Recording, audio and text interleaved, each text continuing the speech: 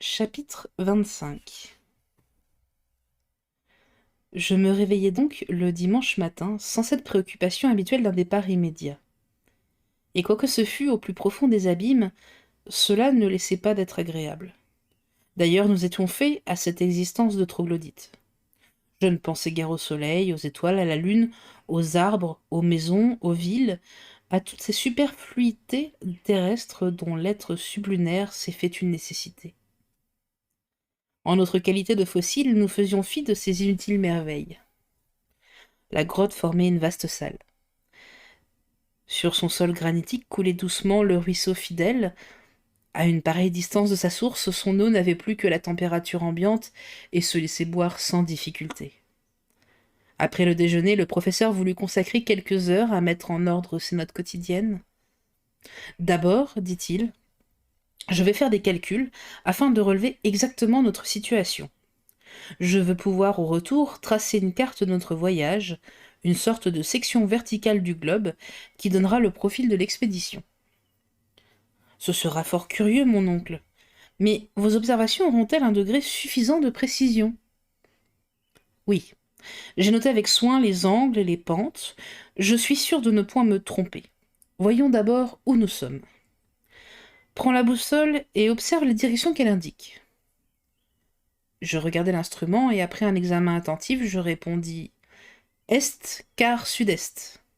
Bien, fit le professeur en notant l'observation et en établissant quelques calculs rapides. J'en conclus que nous avons fait 85 lieues depuis notre point de départ.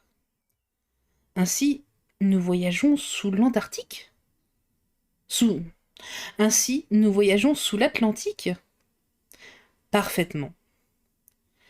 Et dans ce moment, une tempête s'y déchaîne peut-être, et des navires sont secoués sur notre tête par les flots et l'ouragan? Cela se peut. Et les baleines viennent frapper de leur queue les murailles de notre prison? Sois tranquille. Axel, elles ne parviendront pas à l'ébranler. Mais revenons à nos calculs. Nous sommes dans le sud-est, à 85 lieues de la base de Snuffles, et d'après mes notes précédentes, j'estime à 16 lieues de la profondeur atteinte. 16 lieues? M'écriai-je. Sans doute. Mais c'est l'extrême limite assignée par la science à l'épaisseur de l'écorce terrestre. Je ne dis pas non.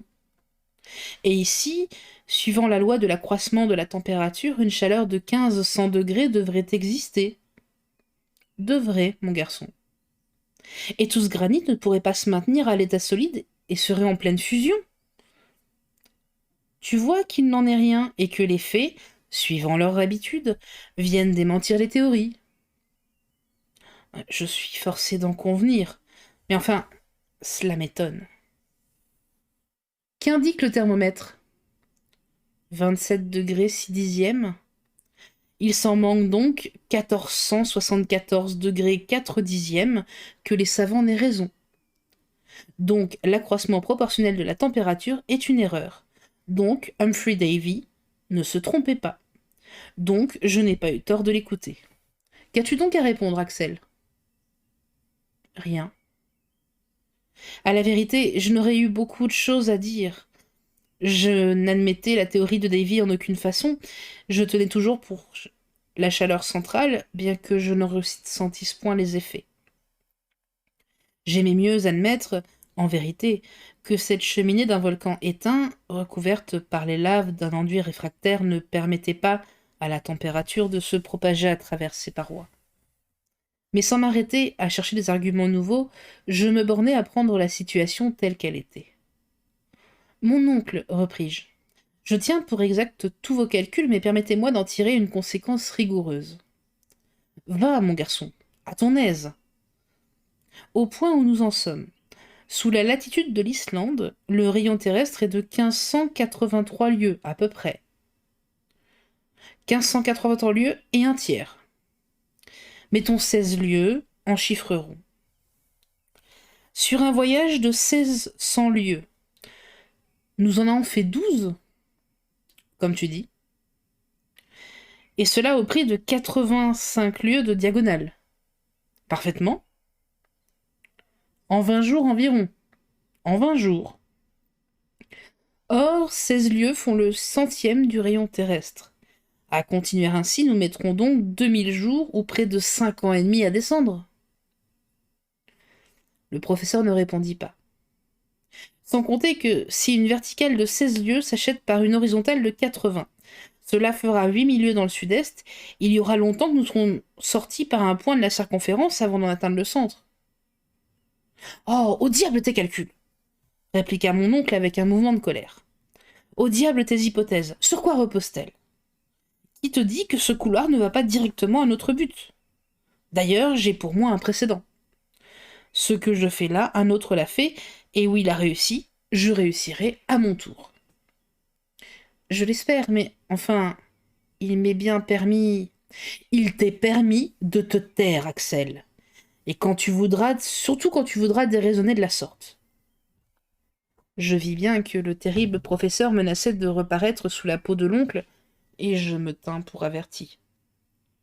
Maintenant, reprit-il, consulte le manomètre. Qu'indique-t-il? Une pression considérable. Bien.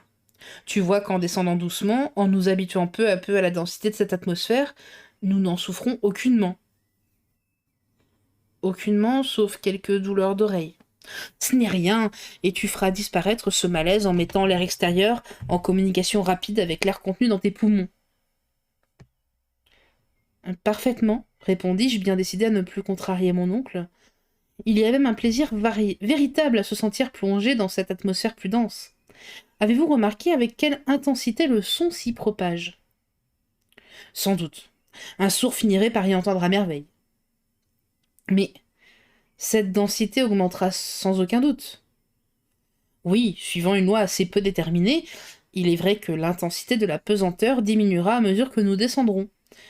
Tu sais que c'est à la surface même de la Terre que son action se fait le plus vivement sentir, et qu'au centre du globe, les objets ne pèsent plus. Oui, je le sais, mais dites-moi, cet air ne finirait-il pas par acquérir la densité de l'eau? Sans doute, sous une pression de 710 atmosphères. Et plus bas, cette densité s'accroîtra encore. Et comment descendrons-nous alors? Eh bien, nous mettrons des cailloux dans nos poches. Ma foi, mon oncle, vous avez réponse à tout. Je n'osais pas aller plus avant dans le champ des hypothèses, car je me serais encore heurté à quelque impossibilité qui eût fait bondir le professeur. Il était évident cependant que l'air, sous une pression qui pouvait atteindre des milliers d'atmosphères, finirait par passer à l'état solide.